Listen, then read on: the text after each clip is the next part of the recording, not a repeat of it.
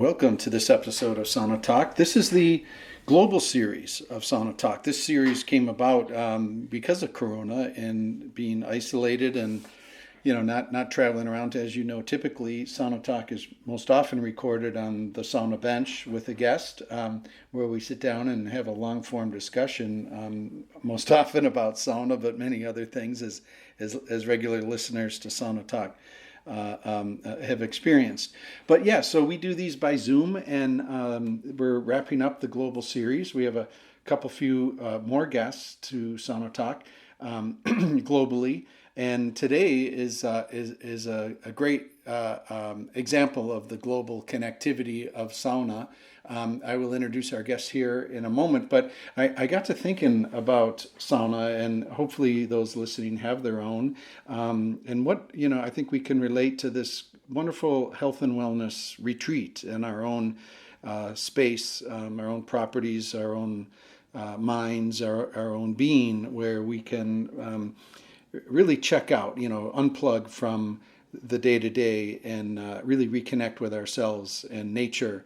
And I think we can relate to this. This is a beautiful thing of this practice that we love so much. So I wanted to acknowledge that and how wonderful it's been for me, and I hope for you too. I'm recording this on our island in the north of Minnesota, where the lake is, a week ago was iced, fully iced. So the lampomasa in the water is something else. I've been doing cold plunge in my backyard in Minneapolis with a cold plunge tank, and I gotta say that the feeling of a cold lake is more dense. The cold is different. Maybe I'm crazy. If I'm crazy, let me know. Well, actually, I know I'm crazy, so you can let me know and affirm that I'm crazy based on that observation. But I've been really enjoying the cold lake experience. It's really a foundation for me, and I want to encourage you to experience the cold water immersion between rounds if you haven't. And let me know how that's going for you. So, today on Sauna Talk, we're pleased to welcome Lassi A. Liikkanen, author of The Secrets of Finnish Sauna Design, a new book. This book is just now being released, and it's the end of April 2021. We start our conversation in a good place with Lassi's early beginnings of sauna before he could walk. And this is very traditional of probably every Finn, or most all Finns, is sauna very early in life. And then we transition into the definition of sauna, which for listeners that are new to sauna, this is a great place for understanding. And Lassi summarizes it and explains it very succinctly, I will say. We lay out what is a sauna from a design perspective. For example, the sauna heater is usually visible and a center point of the sauna. Lolu is the essence of sauna, the steam that is created from water being tossed on sauna rocks. A sauna room is typically built out of wood. Very interesting that up until about 60, 70 years ago, sauna was the place for both birth and death. We talk about how in this time of remote work, many are using their home saunas as offices. There is usually a sauna in all of apartments in Finland and homes, and traditionally sauna in apartments and homes are one room, usually operated as a primary function, just a couple hours or a few times a week. And the rest of the time, this room is standing still and unused. And so these saunas, have great natural bench systems that are ideal for sitting and home offices.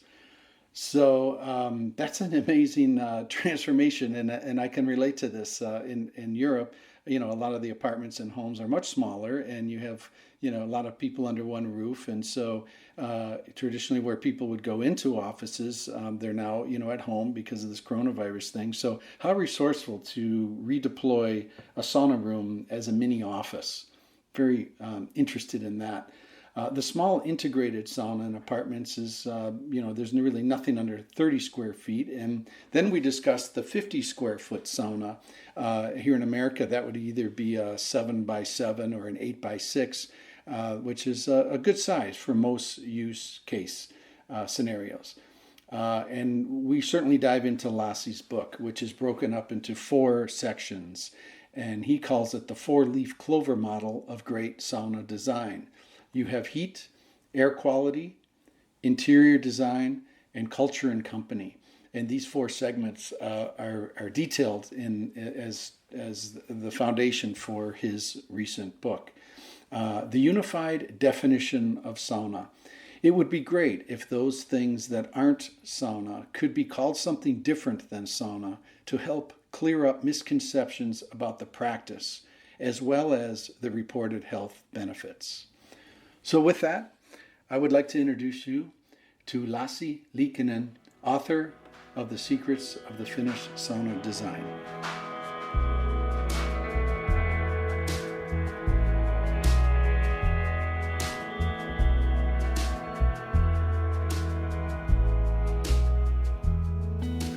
This show is brought to you by the Sauna Research Institute. The Sauna Research Institute is a newly formed 501c3 nonprofit.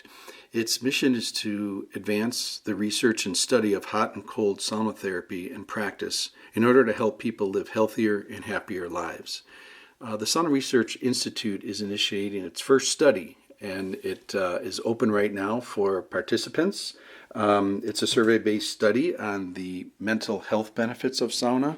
So I encourage you to go to saunastudies.com and click on the news section, and you could take part in this research.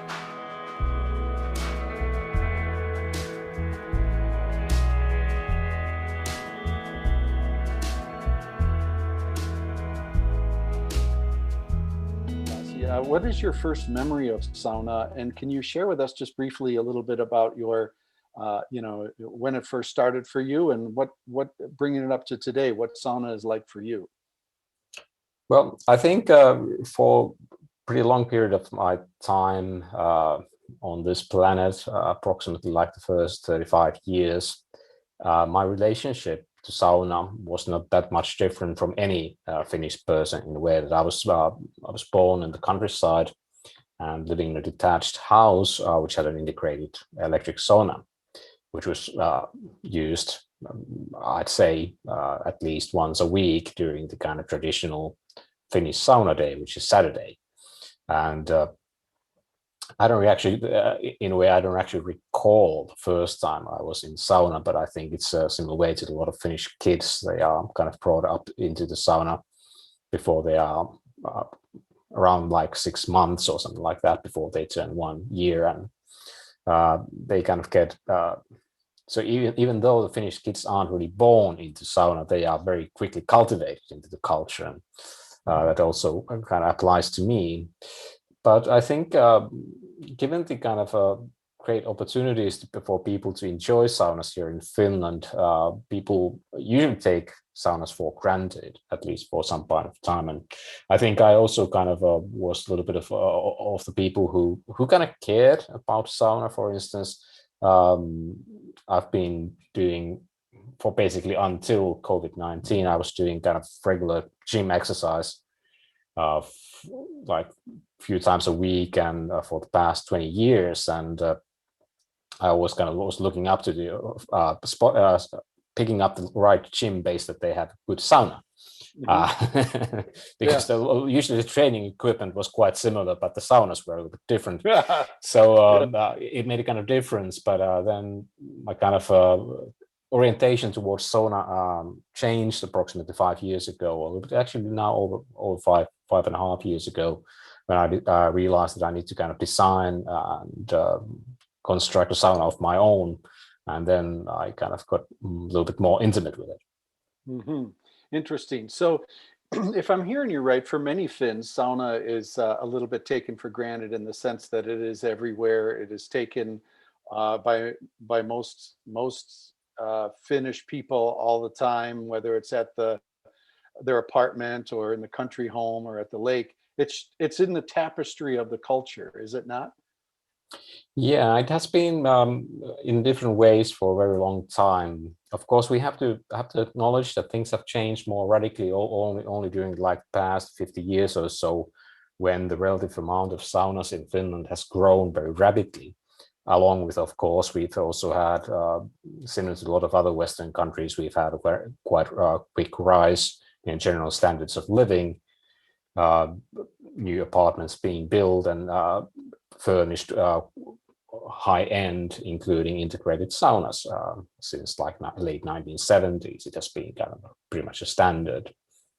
Right on. And primarily electric heated. Yeah, electric heated saunas have been kind of the convenient solution, which have found their way into, for instance, if you have like a plug of houses and apartments, which are quite difficult to fit with a wood burning sauna. But even like detached houses, a lot of people have chosen like convenience and comfort over the wood burning saunas. But you can still find quite a lot of relatively new houses which have been also equipped with wood burning heater, but it's not definitely that common. Right on. So what I'm really excited, I have to admit, our chat today, I've been looking forward to our conversation, kind of like in the best, the best metaphor I could come up with is I feel like I'm a tennis player who has this tennis match on his calendar, and I've been really looking forward to visiting with you. And I almost wanted to go out in the backyard and hit the ball against the wall of the garage to practice to talk with you, because I think we're very like-minded people. I mean, you have a website about sauna, which I've been to and translated into English. And I'm so excited. I think the main thing we'd like to visit today with is about your new book on building a sauna and the culture of sauna as an integration of the construction and as a cultural thing, which is so dear to my heart as well. So I've been looking forward to this tennis match with you, to play tennis, a good round of conversation tennis together. And I thought, and I appreciate your background of sauna, very common, I guess you could say, or very a standard upbringing to sauna as many Finns. It's in your DNA. You were probably in a sauna before you could walk, right? Yeah, I think that's very likely, even though I wouldn't remember it, but it's right. Yeah, pretty sure. Yeah, exactly. And I want to tee the ball up to your new book, The Secrets of Finnish Sauna Design. I'd like to tee it up first by a 10,000-foot view of what sauna is. And I think I mentioned just off mic before we hit record, I think it's very important to talk about what is sauna before we dive into the particulars of your work and your book. As I mentioned, there are many people listening to Sauna Talk, not in Finland. It's more of a North American audience, an American audience. Some are new to sauna, and some may be thinking they own a sauna or they are taking a sauna, but it may not be what you and I think of as sauna. So it's a long-winded beginning for you, Lassi, but I want to put you on the spot right away. What is a sauna? And this would be a question as if like you were in downtown, maybe in Madagascar or somewhere crazy, like, take it from a very non-knowledgeable source. What is sauna, Lassi? Sauna it's a warm place, special room with special rituals and special equipment in a way that makes it kind of a playground and a stage for enjoying this special type of sweat bathing.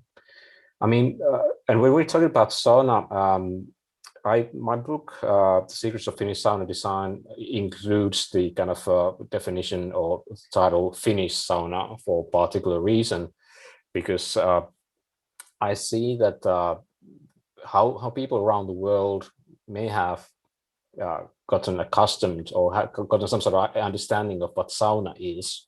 I mean, in Finnish, we say sauna. In a lot of international circles, people say sauna. I don't really care about that, how you spell it, but I care about the kind of concept of Finnish sauna quite a lot.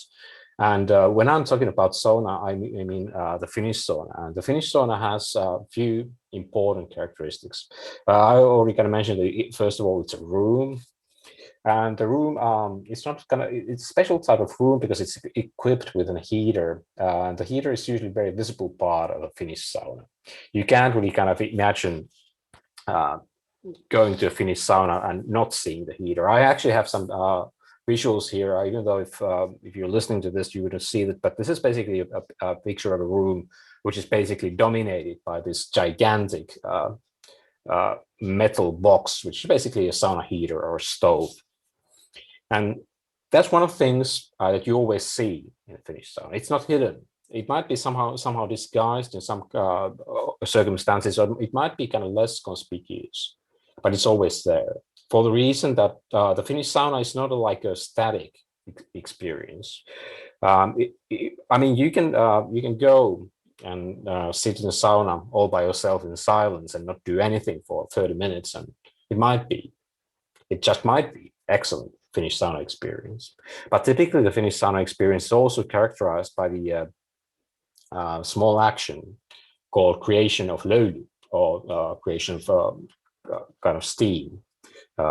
It depends on what vocabulary you want to use, but basically means that the sauna heater is equipped with sauna stones, or basically not that special stones, but they have special function in the sauna heater, which store up energy. And when you pour water onto them, it releases the energy in steam, which you might sometimes see and sometimes you don't, but it influences the atmosphere and the climate, or whatever. The climate is actually not the right word, but it definitely influences how you feel in the sauna.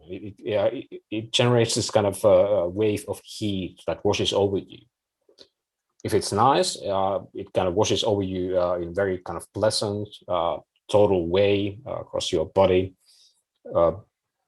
which is kind of desired. And this is kind of, I think the essence of the Finnish sauna. Typically, a Finnish sauna is a room that is built out of wood, so it's also kind of recognizable by this kind of interior. I'm currently working in a company in Finland which has a lot of foreign employees, and as we're still all in this remote working mode, we sometimes see people working out of sauna, and sometimes not. And then Wait a second, Lassi. I wanted to hear you correctly. You're working for a company, and many are working remotely. Yeah. And you're saying some are working out of the sauna? Yeah, including myself every now and then. Wait a minute. What do you mean? Are you on your phone or on your headset in the hot room, or what do you mean? Yeah, I mean, the thing is that the Finnish sauna used to be this kind of multifunction room in a sense that before it became mostly this kind of a luxury thing where you go and enjoy this one special moment in the heat. It used to be kind of a place where, as I mentioned, it still, like basically 60, 70 years ago, people were still born practically inside saunas before the hospital kind of culture then took over, and then people started giving birth. But the sauna was place for both birth and death, and a lot of other things as well. It kind of served as a place for various agricultural functions. And basically now, so it's been kind of funny that because in Finland we got a huge amount of saunas, this kind of small additional spaces that have been built into modern apartments, and almost every house has it. It means that there's this kind of one room that is usually in private use, that is usually kind of only operated, which only kind of usually serves its primary function a couple of times a week, not a day a week, a couple of times a week. So it's rest of the time is basically sitting still. So a lot of people have appropriated the sauna spaces as their kind of remote offices, because they might have, because one nice thing is that they have this kind of natural bench system, which allows you to kind of set up your laptop in a higher bench, and for instance then a squat or stand up next to the benches and work there. So it's not.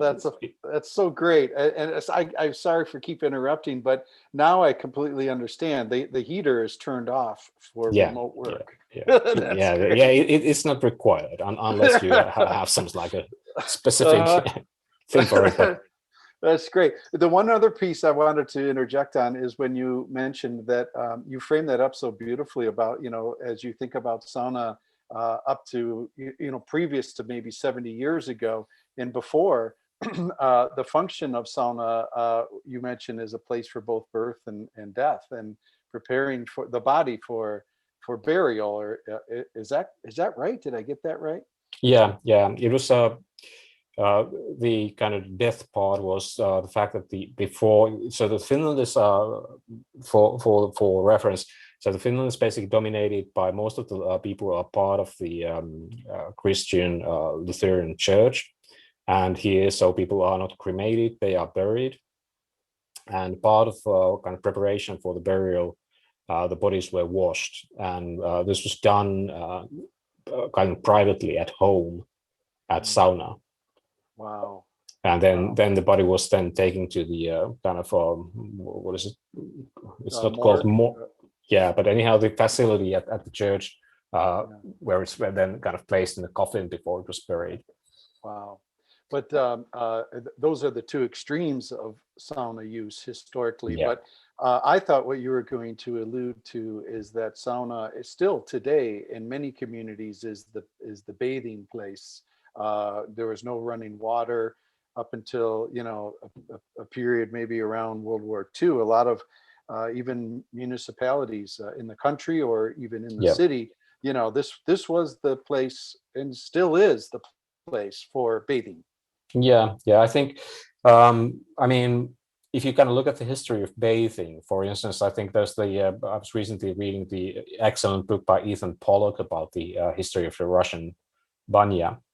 And I think that has one of the best historical accounts of how different forms of bathing have been going around the world. And for one, so we basically know that approximately already over 100 years ago, maybe 150 years ago, also in Finland, there was a time when this kind of like the upper classes of the society were very kind of they kind of adopted this like Western European bathtub culture. So the first kind of the people who had any private baths in the city were people who were using bathtubs. And then actually it took very long time in 20th century before in Finland all the apartments were and not even actually they were never, or some of the apartments have been only kind of refurnished in this last 20 years to have a shower.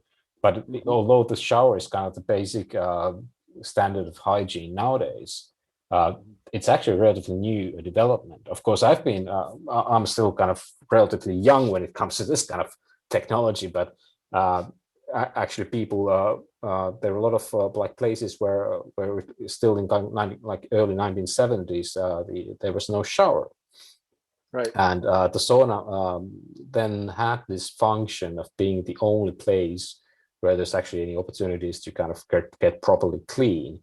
And particularly in this urban setting, the situation was quite dire for the folks who were kind of working class, because their only option was to go to a sauna, to a public sauna. Yeah, I'd like to interject on that. I'd like to frame that a little bit differently, in that in other, I'm just throwing in this for consideration that in other cultures, France, Italy, what have you, that didn't have sauna, there was maybe a push more toward modern plumbing, because you guys in Finland had it down. I mean, I don't think there was much urgency to get showers in apartment buildings because the sauna was the way it was done. And can you ever get cleaner than after a good sauna session? Yeah, I think that's definitely true. But in Finland, there is kind of still the slow decline in this kind of public bathing started somewhere in like 1950s. Both due to different kind of technological innovations that enable people to start building private saunas, and as well as the kind of then this kind of modern period of the kind of the emergence of the modern bath and showers, which it basically enabled people. For instance, when you when you got rid of the bathtub, you would actually squeeze in the bathroom even smaller than it used to be, because there's a lot of so a lot of the kind of like small urban apartments were made possible by leaving out this kind of excess things and kind of having your shower on top of your toilet seat and things like that. Very space economy, but functional work. And you know, I was talking. Go ahead. I was going to say one quick thing. I was talking with a couple of Finns, and there is this sort of pendulum that is swinging back, and there are apartments that are built now with sauna for guests, or for the residents, and it's always this. I guess you could say this sort of contest, or a way to who can get the best. And once you have your time slot reserved, you own that time every week or a couple times a week. And so a friend was telling me how that's actually kind of a pendulum that's swinging back the other way, where the idea of sharing a sauna, it's not shared by all of the residents, but the time slots are shared and reserved for residents.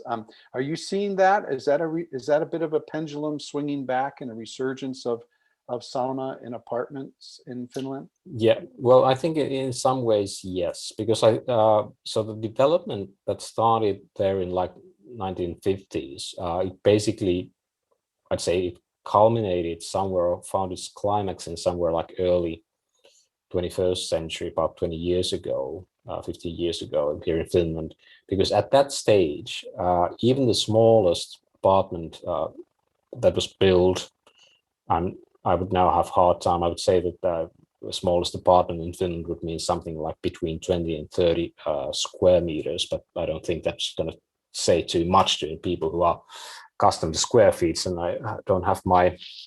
Yeah, so 30 square meters, that's sort of like 30 square yards. So I don't know, maybe that's 1,000 square feet, something like that. Yeah, I actually have a conversion. I'm here kind of browsing through my upcoming book. I have this kind of key unit conversion table here, which says that it would be like 215 square feet. Okay.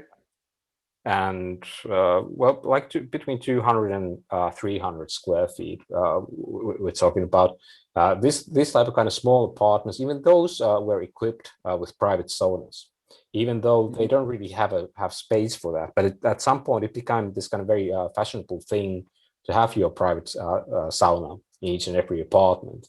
Yeah. And it was kind of a little bit uncertain whether there was really ever real demand for that from the customers. But once the companies realized that they can kind of a little bit make extra buck, because building sauna, even here in Finland, it's kind of expensive. Those kind of square feet that are being devoted to sauna are one of the most expensive ones in the whole apartment.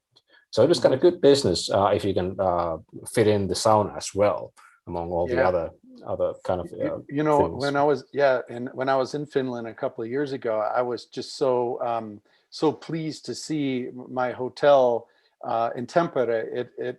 I even wrote down what the dimensions were, but it's exactly what you're talking about. There was the hotel room, with the bed and all the desk and the workplace and all that.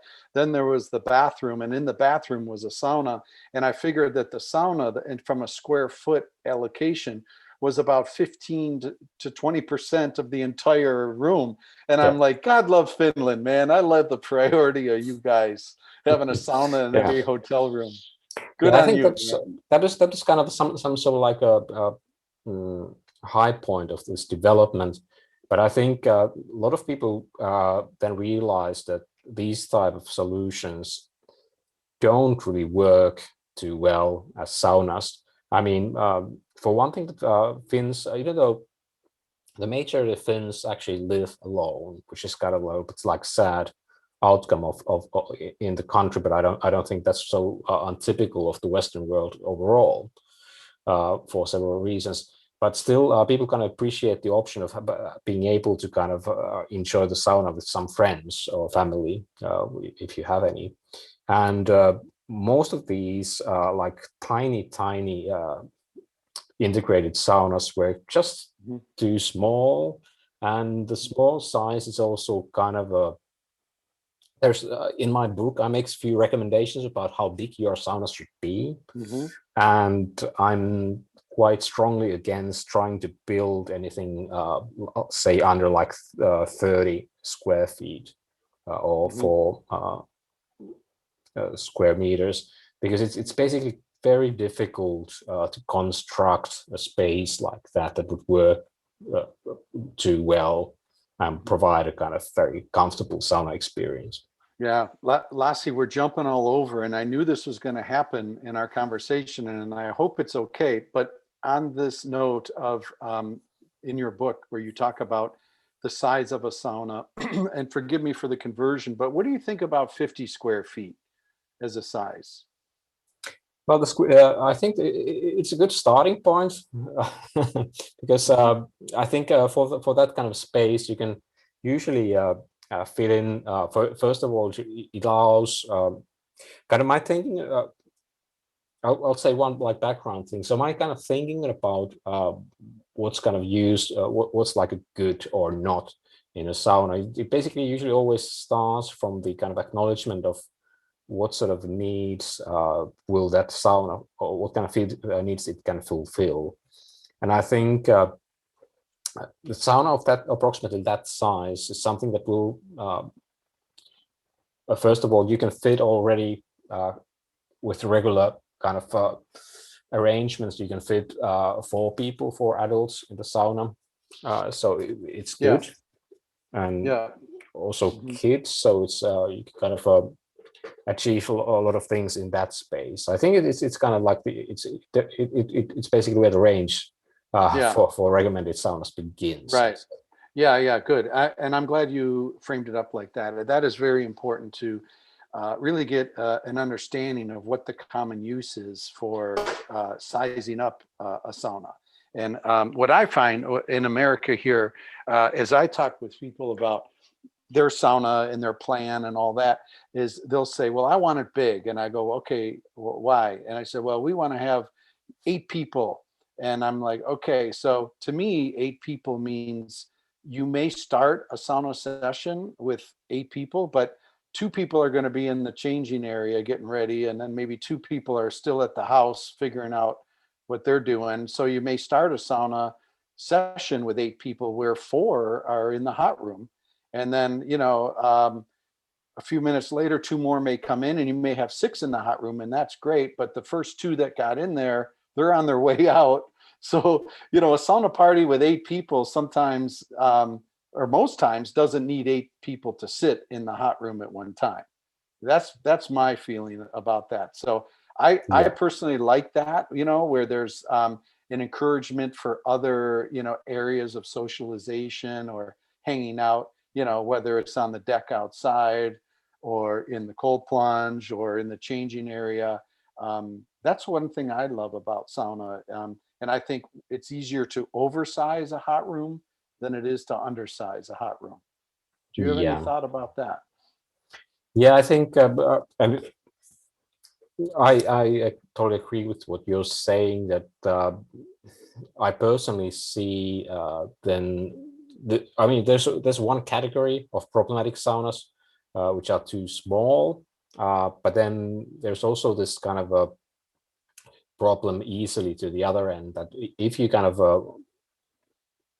design too big sauna for the actual use that it's having, you're basically going to be it's going to lead to certain problems, particularly now that we're kind of living in an age which is somewhat environmentally more sensitive than maybe the previous generations. It's for one, it's basically going to be consuming quite a lot of extra energy every time you heat it up. This going to take time, and depending on how you're heating it up, it might also be kind of contributing to pollution, or at least to your energy bill, which is exactly which actually becomes quite substantial. It's particularly in countries which use like 111 volts system. It's also kind of it's not so easy actually to set up. So I think it's definitely kind of a good practice to really seriously think about how much space do you really need. Yeah. Yeah, good. And I want to interject on one other thing too, is that um, the hot room, everything needs to get hot. And so to do that, it takes some time. I'm talking about the benches and the walls, and to develop what this lampomassa, this density of heat. And the bigger the hot room, sometimes it can say 90 degrees Celsius or whatever, but it can feel a little bit cold because not everything is acclimated. And I noticed that in large saunas that they got to run for a long time, a lot longer, to get everything heated up and dense that way. Yeah, yeah, it's one of the kind of most important things in terms of getting the sauna work right. I mean, in my book, I basically divide the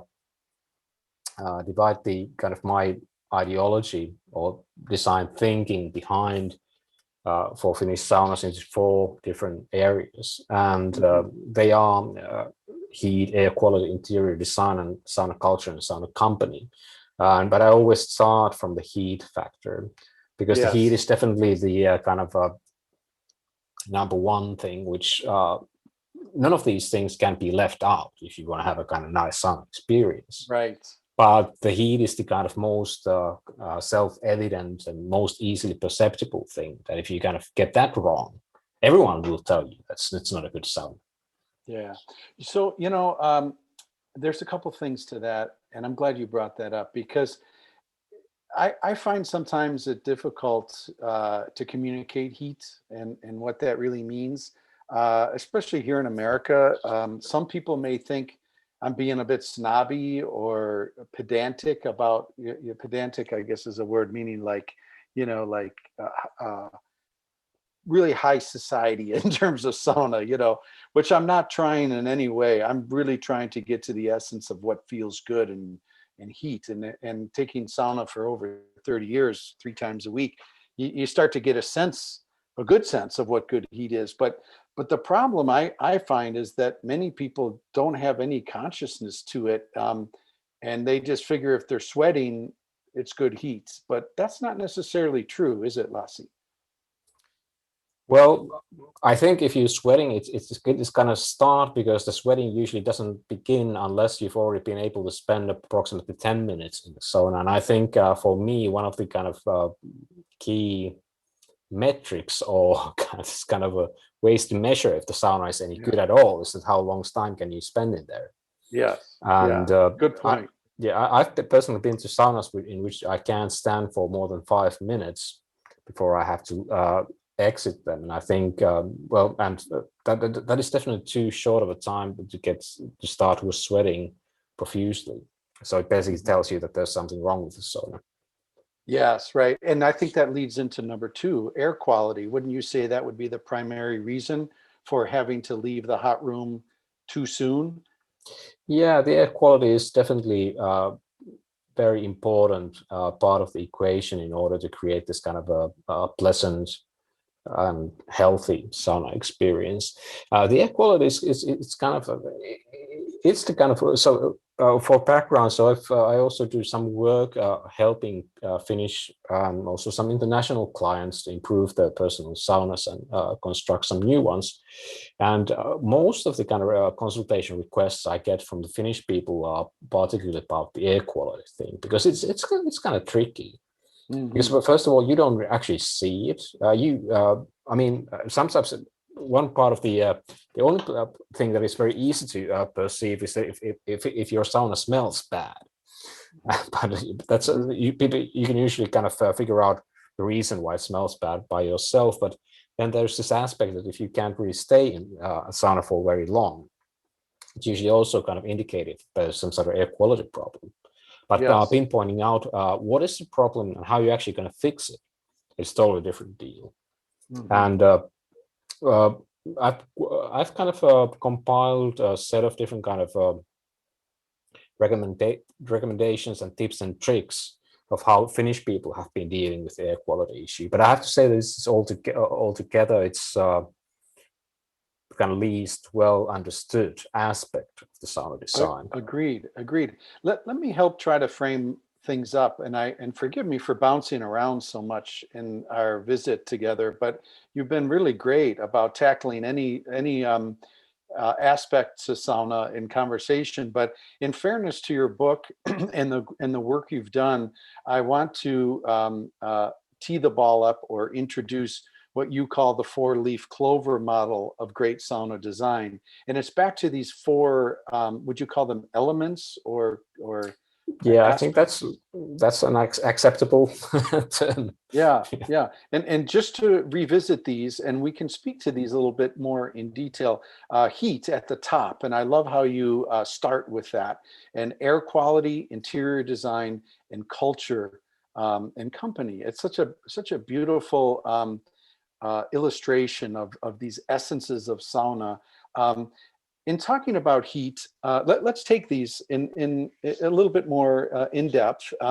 Heat, obviously, so critical to sauna, and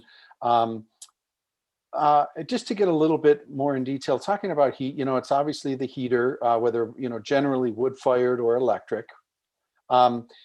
The electric heater, it's seen a transformation with rock and rock surround. When I went to Finland, I had the pleasure of taking several different saunas with the Iki brand, the Iki sauna heater.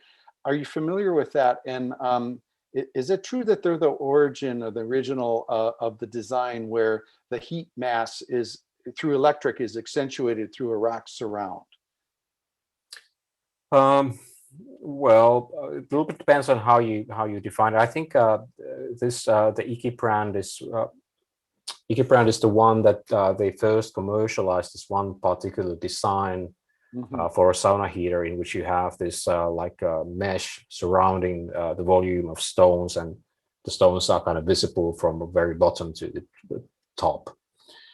But so that's kind of their contribution, that they brought this successfully to the market approximately like well, a little bit less than 30 years ago. But it then turned out that this kind of design initially was not that kind of original, in a way that similar type of heaters had been created already before, but they've never just been commercially kind of so successful. I mean, in a sense, this kind of basic idea that you have a pile of rocks that is somehow manages to be put together and then heated from within. It's basically kind of ancient as it goes, in a way that the kind of grandfather of all these heaters is this kind of smoke sauna heater, which is basically just a carefully constructed pile of rocks under which which has space underneath it, so that you can build a fire underneath, and then the flames, when they kind of go through flames and exhaust gases, when they go through the pile of rocks, it heats up. And this type of heater you're referring to is basically just there's no flame, there's no gases, but there's this electrical heating element which does the same thing. Beautiful. Lassi, so the heat. So let's just say there was you were blindfolded and you were brought into a comparable sized sauna room, one heated with a wood burning sauna heater, and the other with an electric heater. Could you tell the difference, do you think? And if so, what would be some of the differentiating factors, if yes? Well, Brian, that's a great question. I mean, I've been personally thinking about to arrange this kind of experiment with poor Finnish souls, but I haven't really gotten into it, because there are a few things which make this kind of immediate differences, even if you don't see where you're at. For like a typical wood burning heater, it emits some noise, and it also kind of depending on where. What is the kind of so-called like the direction of feed? What is the kind of where do you kind of feed firewood into the firebox? If it's inside the sauna, or if it's outside this, inside or outside the sauna room. Because I'm expecting this spring there will be some interesting research results from the University of Eastern Finland, who've been investigating the wood burning sauna heater emissions for a few years now, and they actually. I'm expecting to get some results in which will show that there's actually inside the wood burning sauna rooms, you'll actually find certain types of emissions. Well, basically, those likely correlate to the very small scent that you usually can pick up by your nose when you enter this kind of place. Even though, even if the fire is out, there's still usually some kind of hint if that's the room where the fire has been fed. Right, and that may not be a good thing, because what you're saying is these results may be showing that in wood-fired saunas there are burning particulates in the atmosphere. Yeah. There's something. I'm actually the results haven't really been published anywhere yet. I'm expecting that they will come out in approximately a month, so I'll know more. But I think they already had. I'm sorry. Go ahead. Yeah, they already had some like previous indications that this might happen. It's basically it's something that happens when you open up the firebox door in order to put in more firewood, and you get this kind of like a little bit of like cloud of smoke that comes out for a very short while. But if you have like a good nose or fine instruments, you'll pick that up.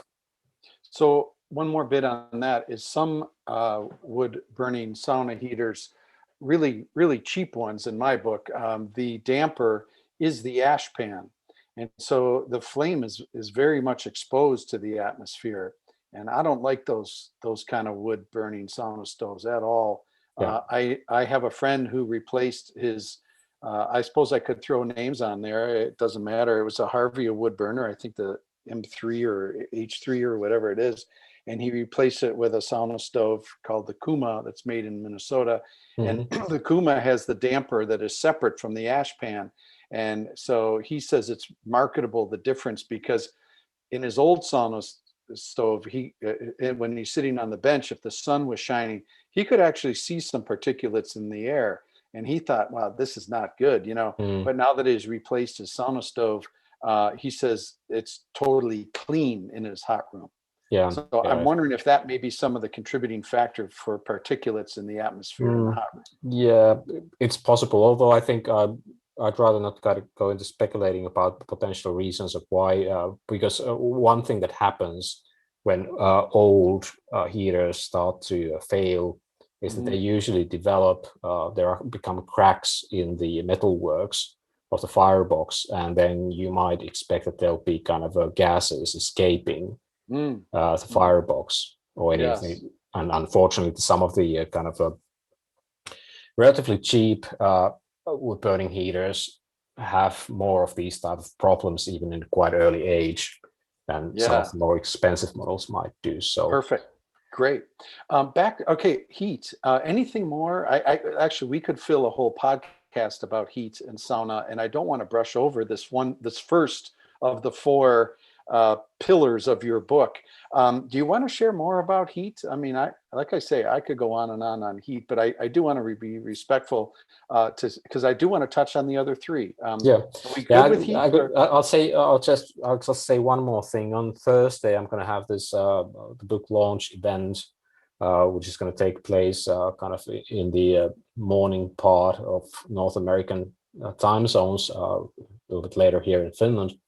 I will talk a little bit more in length about it, but just one kind of important thing. So in the book, I'm making a metaphor about that the sauna heater is a little bit like the engine in a car, that you need to kind of fit it according to the vehicle and the expected use. But one thing there's also exists is the little bit less fitting metaphor, but the engine oil. In a kind of way, I'm making a reference to the sauna stones.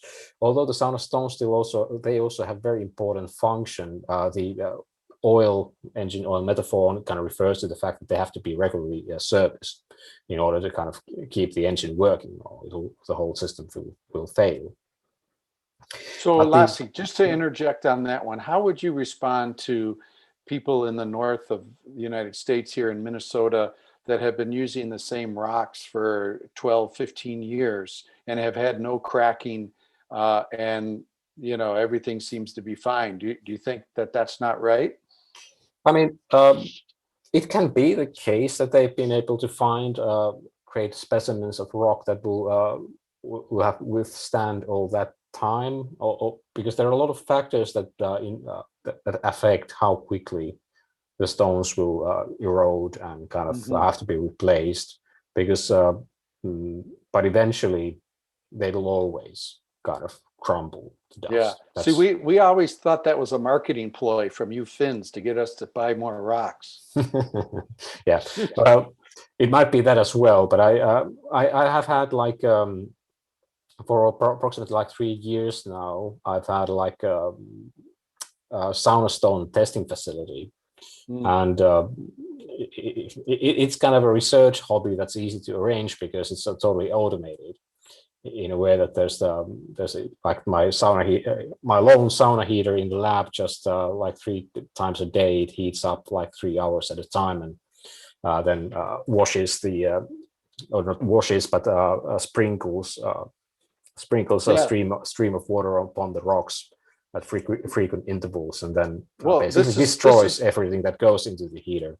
so this is tough work because you know what? I'm living the same life as you. I have 3 different types of sauna rocks at my cabin sauna, and to me, I consider it a labor of love to be testing these rocks because I sauna every time, and I have friends that come to sauna at my cabin, and I'll make them close their eyes, and I'll make steam on one of them, and then I'll say, "What do you think?" "Oh, that's great, that's great," and then I'll do it on the next species of rock. And I don't know if it's psychological or not, but there really isn't much of a difference. Everybody seems to like them equally. But can you share with us about your studies, and are you making this research project as an excuse to sauna more? Actually, it's that particular project is mostly related to figuring out the different kind of durability differences in different type of sauna stone varieties. Oh, so you're like, it's in the car metaphor. It's like you got your foot on the gas pedal and you're trying to burn out the engine. Yeah, something like that, because it actually takes some amount of effort. My kind of So I basically have developed this kind of test protocol to do this, and the intention is that it kind of simulates like home use. The intention is that in 50 days I can simulate approximately 2 or 3 years worth of typical once a week home sauna use. Love it. And Is it too early to have a conclusion, or have you well, found the ultimate sauna it's stone? typically yes. It's enough to bring out differences in the specimens, because all the kind of varieties of natural stone that I've tried have always broken down in 50 days.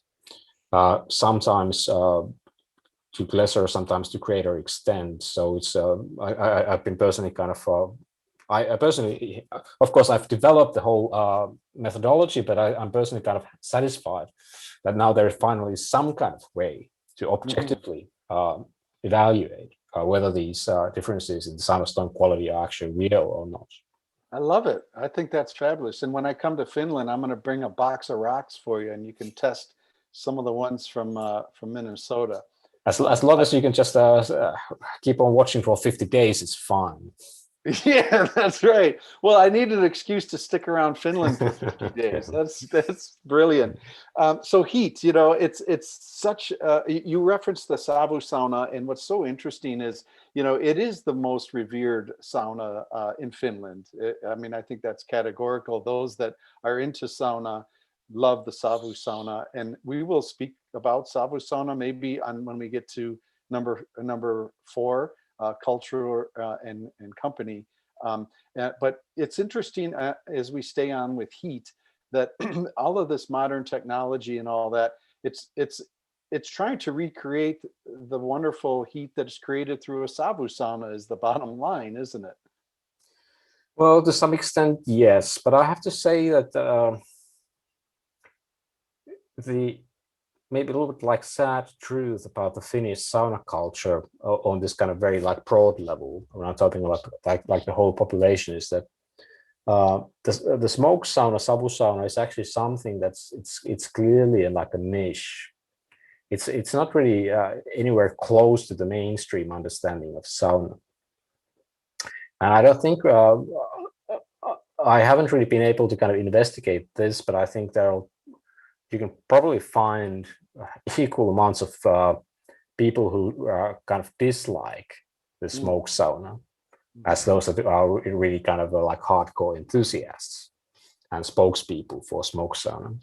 And then the majority of the people who don't really care that much and may have never even been to a smoke sauna or haven't really kind of realized that they've done that. Right. Because they're kind of still kind of so even though approximately maybe like 1% or something like that of all the Finnish saunas are smoke saunas, but they are kind of well hidden in plain sight sometimes. Right on. Hey, I want to switch gears real quick and ask you a question. I don't want time to go by without bringing up a subject. And I mentioned to you about many Americans are very new to sauna. They are very keen on sauna. The sauna experience is becoming very popular, as you may know, especially in America. A lot of people are coming to sauna through the reported health benefits of sauna.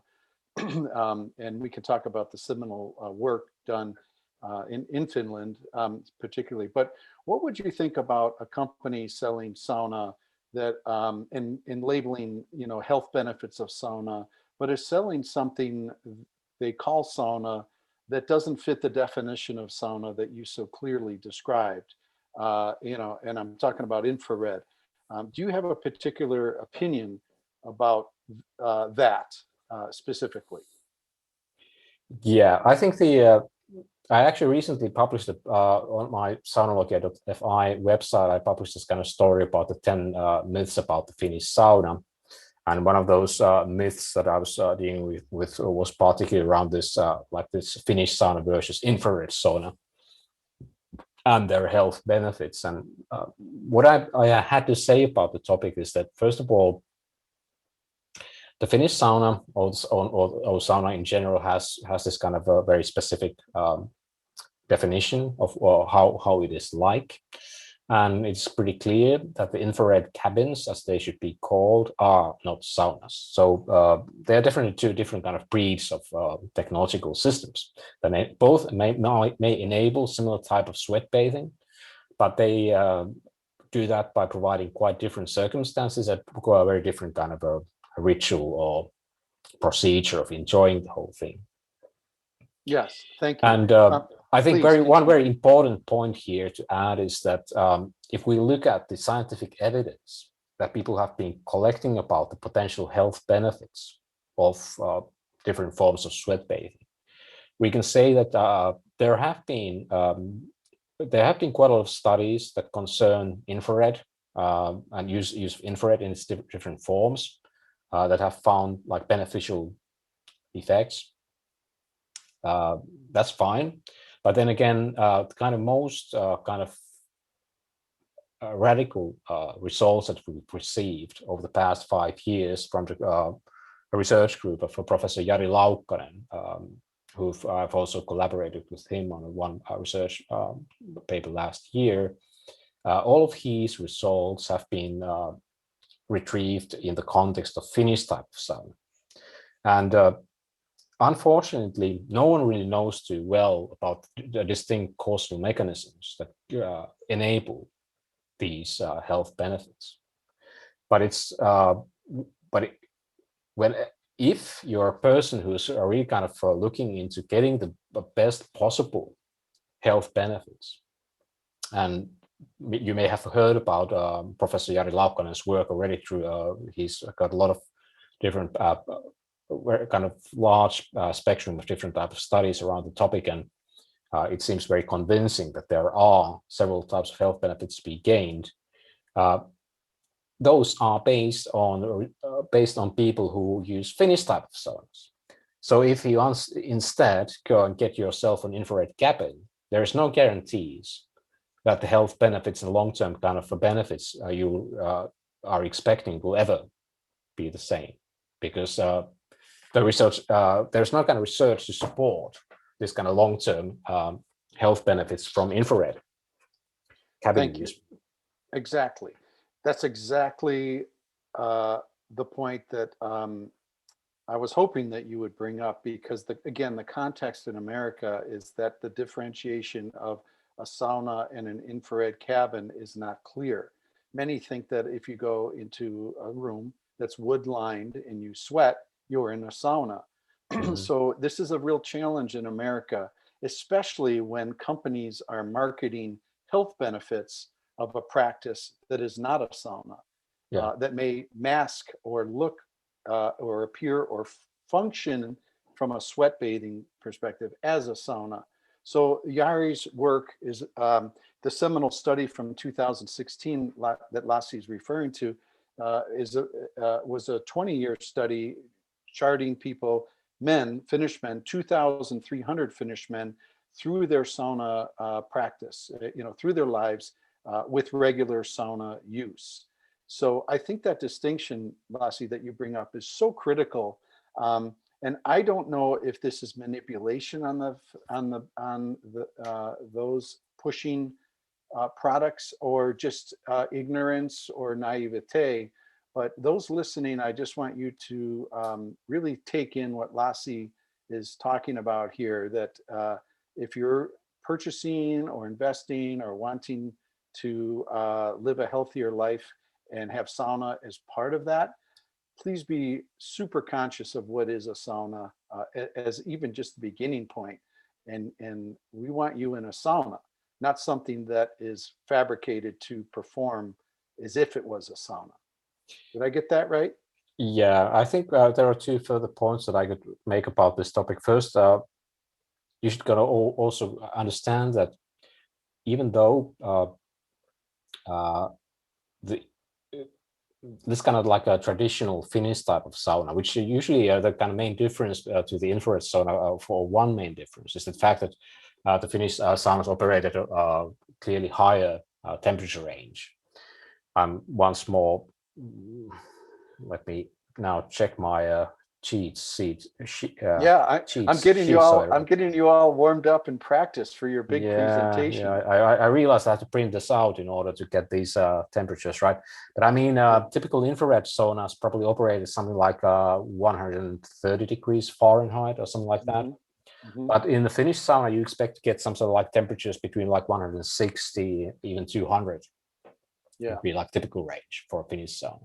yeah. Now, the So, thing so is, I'm sorry to yeah. interrupt. No, you finish. Just keep Yeah, on I'll the say screen. that. So the main point is that actually, what most people don't realize is that actually the typical kind of Finnish sauna also operates as infrared sauna, because approximately half of the energy, like the thermal energy that people receive when they're sitting in a sauna, is radiant energy, and that's actually the exactly the same infrared radiation that you're receiving, but it's probably a little bit different wavelengths. But then again, most of the kind of infrared cabin manufacturers don't really even specify, at least here in the kind of European models that I've seen, they don't even specify what type of like wavelengths are being emitted by the systems. I think it might be a little bit different in the North American market, where there's more like a demand for the products, and they make finer distinctions between near infrared and far infrared, for instance. Yes. But it doesn't kind of make much of a difference, because you can also get the similar type of radiation when you're sitting in a Finnish type of sauna.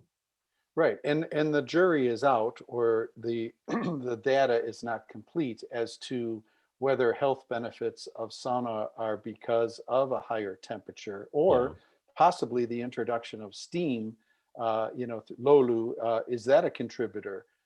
Or can the health benefits be completely actualized and replicated through light bulbs. We don't know this, but what you did make reference to is the importance of the reported health benefits of sauna um, have been done with people taking saunas, not Yeah, infrareds. yeah, that's correct. I think that's very kind of crucial point to the whole Thank you. discussion. That Yeah. there's no kind of it might turn out that if someone was to make a research and follow the people who use infrared cabins every day for the next 20 years, maybe that would turn out that it's actually equally or even more healthy than a Finnish sauna. But that's something that we don't really know at this time. And so Yeah. if we're kind of shopping in for long-term health benefits, I wouldn't kind of dare you to kind of try the infrared route because it's totally uncharted in that sense. Well, and I don't mean to slander or whatever, but we know that, it's interesting. I go to this dermatologist once a year to get checked up, and they made me fill out this form, like, do you this, do you that, have you been working outside? And then they said, have you been in a tanning bed for more than 25 hours in your life? And I very, happily checked no. But, when you create something artificially, I think there's intuitively for me, there's a bullshit detector. Like, this doesn't seem right to me, and I think artificial heat to me is a little more suspect than natural heat. And again, I'm just editorializing, but it's something I feel inside of me that nature, is always the better way. Yeah, I think there's quite a lot of things to discuss on this, and I think the only I'll say one more thing about this Finnish sauna and the health benefits is that the only indication is that there's few studies that seem to imply that if you go to temperatures around above like 220 uh, 220 Fahrenheit, that Mhm. might actually start to be produce some problems also in the longer Oh, term. so So the Russians better look out, huh? All the Russians I know love it hot. They like it more than 220. They want to get that. Do you notice that the Russians like it hotter than even the Finns?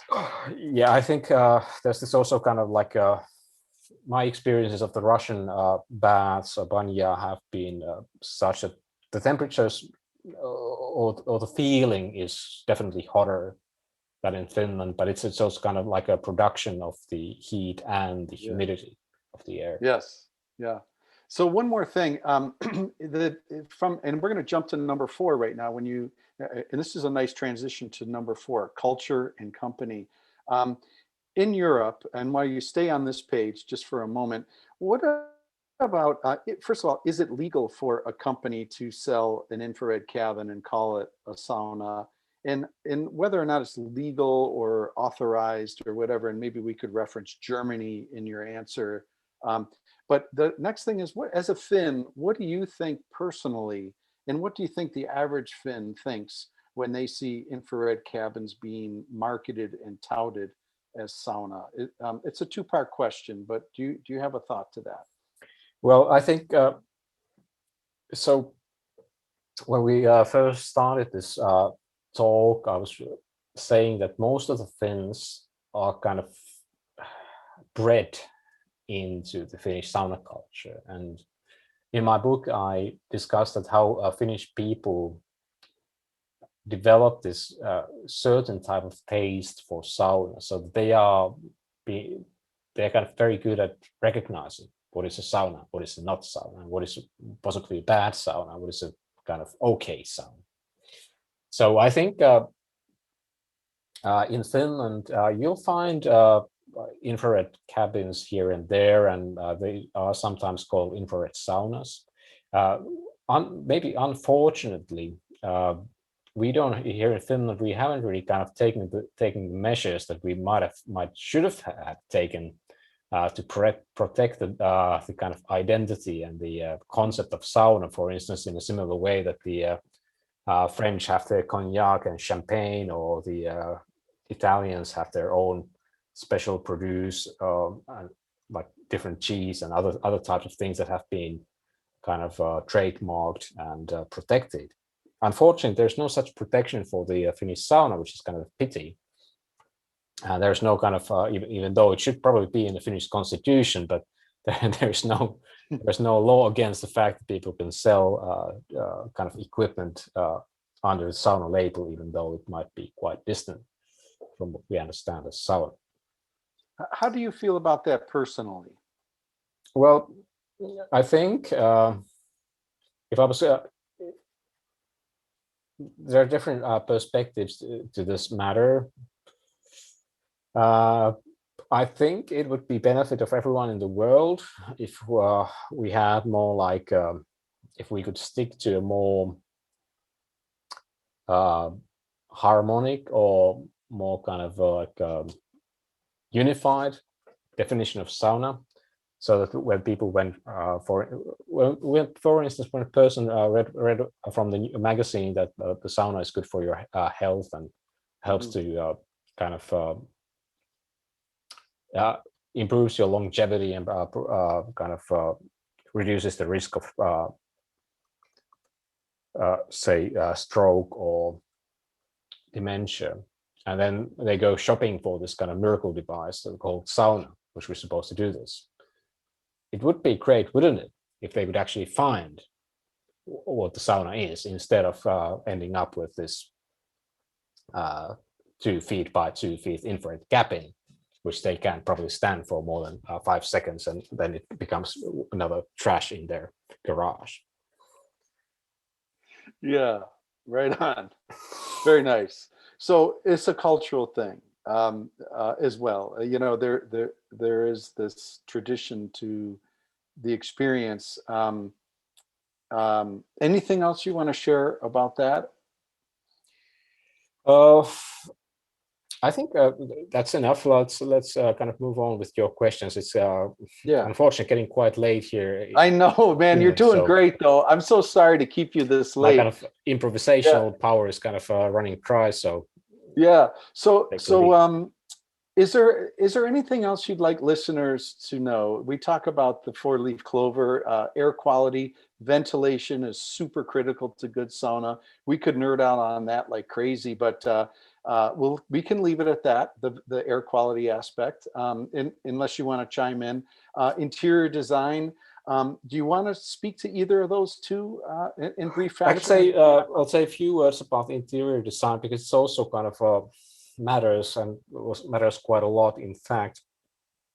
There are a few, basically, for the chapter in the book about interior design, I basically have enlisted quite a few things that are involved in a way that, I mean, there are quite a lot of them.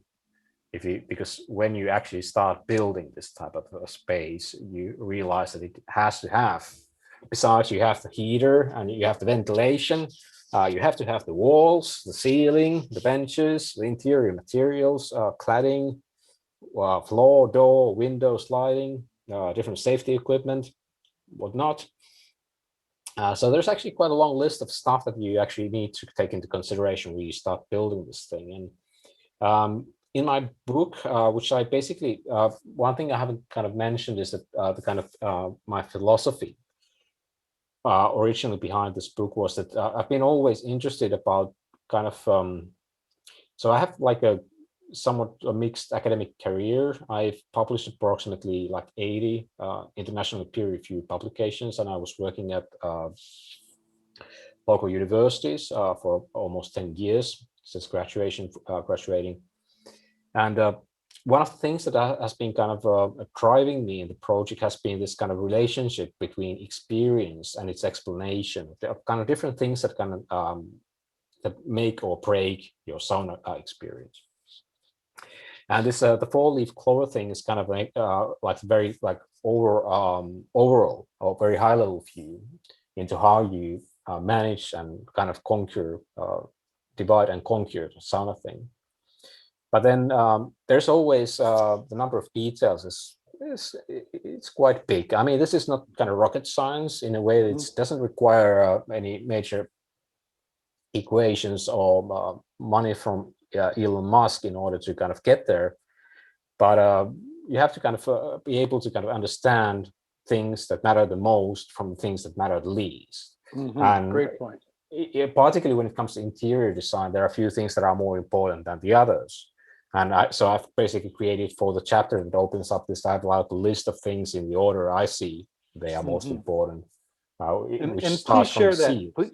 seat. Please share that with us. That's great. Yeah. Thank you. So the I'll take the most important ones here. So clearly the most important thing for kind of pleasurable sauna experience are the ceiling and the benches. And then when you're basically dealing with both, you also have to take into consider what kind of interior materials you are using and whether you want to have them somehow treated or not.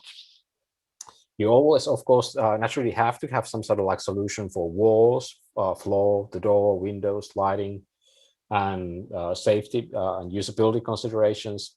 But the ceiling and the benches are the kind of number one thing because when I'm kind of, for instance, when I'm advising people about what kind of heater they should get, I always kind of first ask that how high is or what is the ceiling height going to be? What type of ceiling? What type of heater can we fit in? Where? Because everything kind of in the sauna design, everything comes down from the ceiling.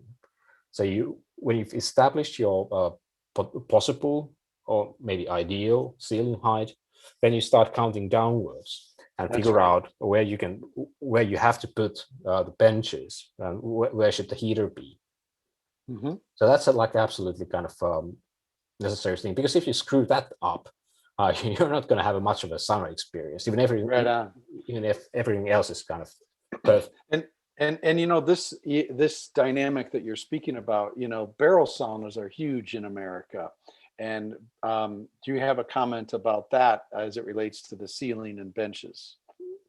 Yeah, I mean they are kind of like very nice illustration where you kind of compromise, have like there's one excellent property which is the kind of curvature of the ceiling, this kind of dome, and then the absolutely horrible problem about the fact that it's way too low as a space, particularly when you try to fit in the heater inside the sauna room.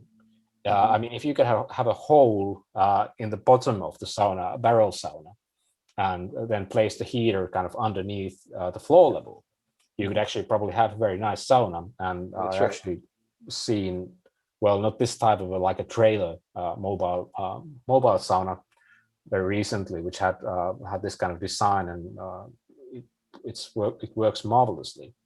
But I think the barrel saunas have, unfortunately, quite serious shortcomings because of their dimensions. And you're referencing the law of Lolu in this, and I was hoping, in your words, you could just briefly share with listeners that principle and why it's so significant. Yeah, the law of Lolu it's not like a law of physics, but it's some kind of approximation, not to be taken too seriously by one Finnish author. And what it says that it instructs that you should design your sauna in a way that when you're sitting on the top bench, your feet will be always above the level, top level of the heater and its stones. And this is kind of like a good approximation of how you should arrange things at minimal in a sauna that has natural ventilation. And actually, it's not even enough. In my book, my kind of instruction is that you should have your feet approximately at least 8 inches higher than the top of the heater, if at all possible. Right. Because but I'm not going to go into the kind of discussion here. It will take another half an hour. I know exactly. So let's wrap up. I have a couple of quick questions with quick answers that I ask many of my guests to Sauna Talk. Lassi, I want to thank you for being a part of this. You think of, it's been a super pleasure of mine. Let's think about a final thoughts that maybe you want to get out. And prior to that, how can people get a copy of your book? It's being launched here within a few days now. Yeah, the launch date So is April 29th, and it will immediately appear. It's actually already available for pre-sales. The Kindle edition is on Amazon already today, as we're recording this on Monday, and the book will be available on Thursday. It's going to be the first ones are going to be Kindle Direct Publishing, so it'll print out and then find you wherever you are in the world if you can perfect. order it from Amazon. Excellent. And I'll put a link in the show notes to that for listeners to pick up this great effort, this 5-year effort for you. Was it not 5 years, Lassi? Yeah, in a way, yes. I think I basically like 5.5 years and one book. So it wasn't mentioned, but I actually kind of released a Finnish book 2 years ago. And then this English kind of edition is basically built upon the Finnish material. So that there's approximately like 50%, 60% of shared material, and then somewhat like new material, for instance, describing what is a Finnish sauna culture and what does it kind of entail. Because I quickly realized that I would have liked to translate the original book, but then I realized that I had kind of written it so that it's totally accessible to every Finn, but people outside Finland wouldn't get that much out of it because some things would be impossible to understand unless you are kind of already very much into the Finnish sauna thing. And so I tried my best in order to make it much more accessible with a long introduction and better kind of explanations of how things are or should be a Finnish sauna. Yeah. Sounds a lot like your hockey players trying to teach them how to back check. So I ask everybody this, and I want to start with this question: is there's just three quick ones, maybe four. What do you think is most misunderstood about sauna that you would like others to understand or have at least an awareness of? That's a good question. I actually don't.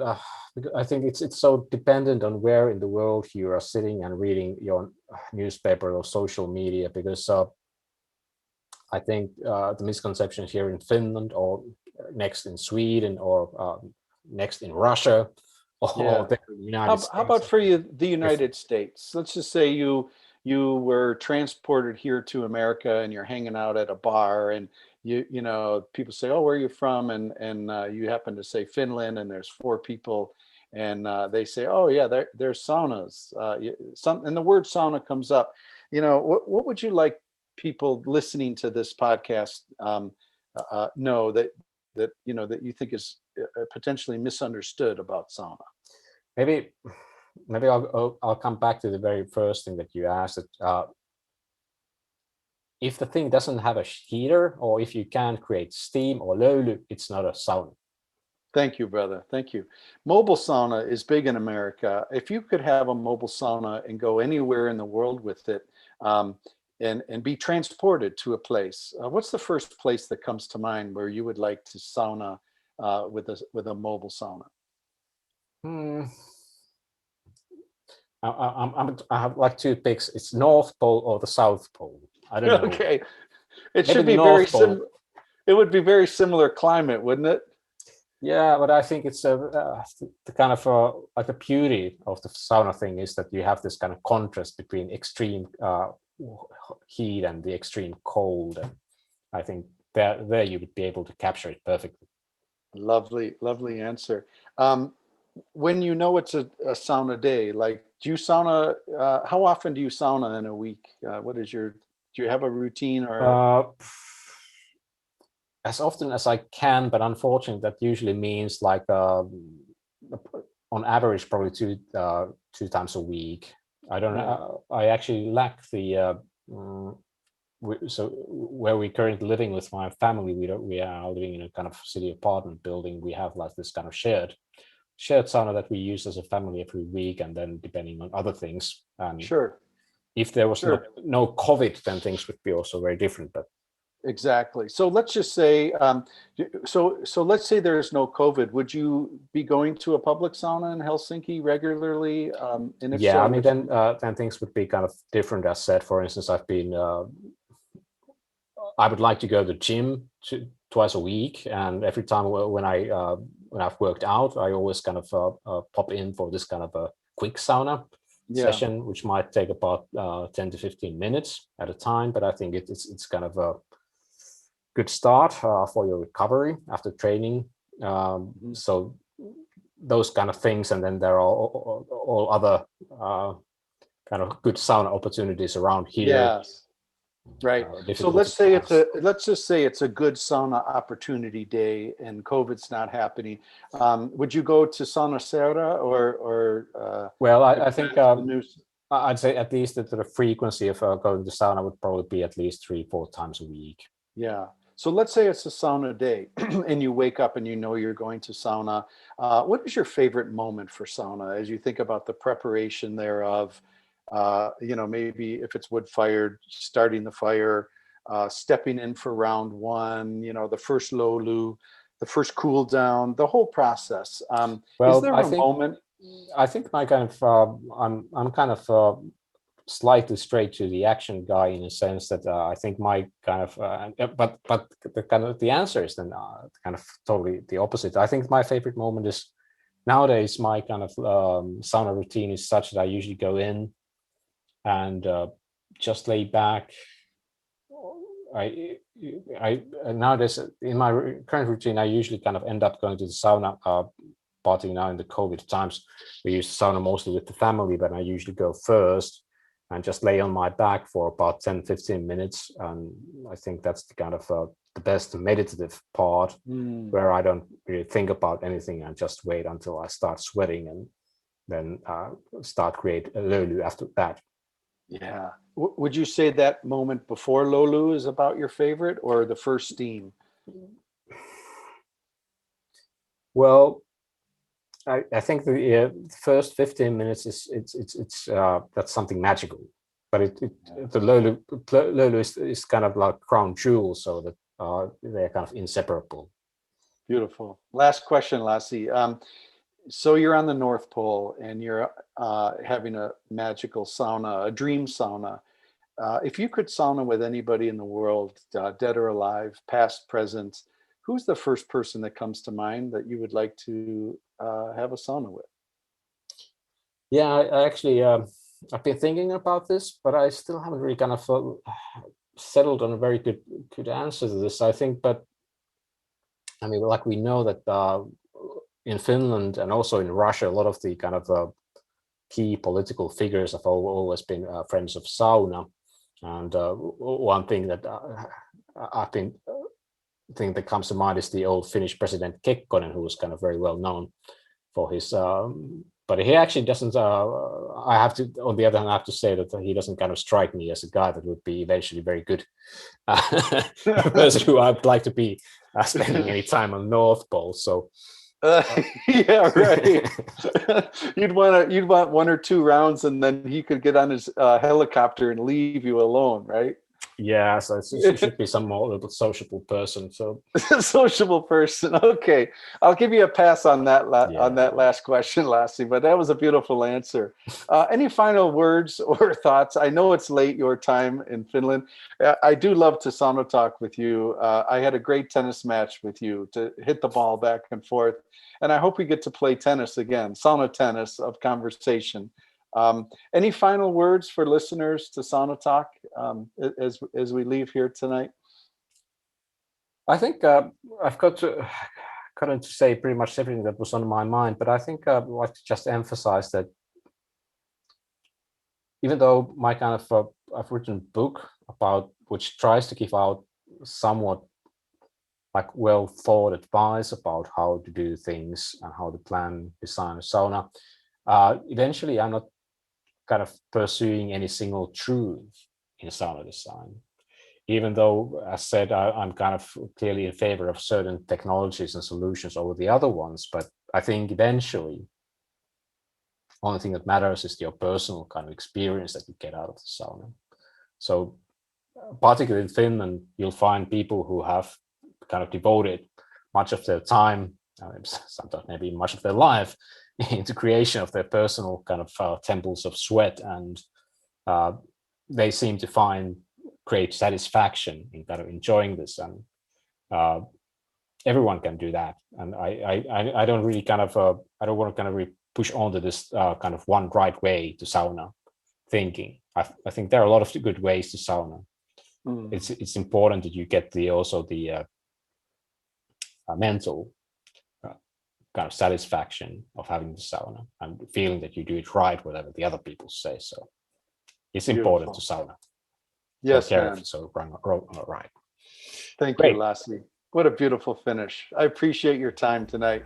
So great, and congratulations on your book. And thank you.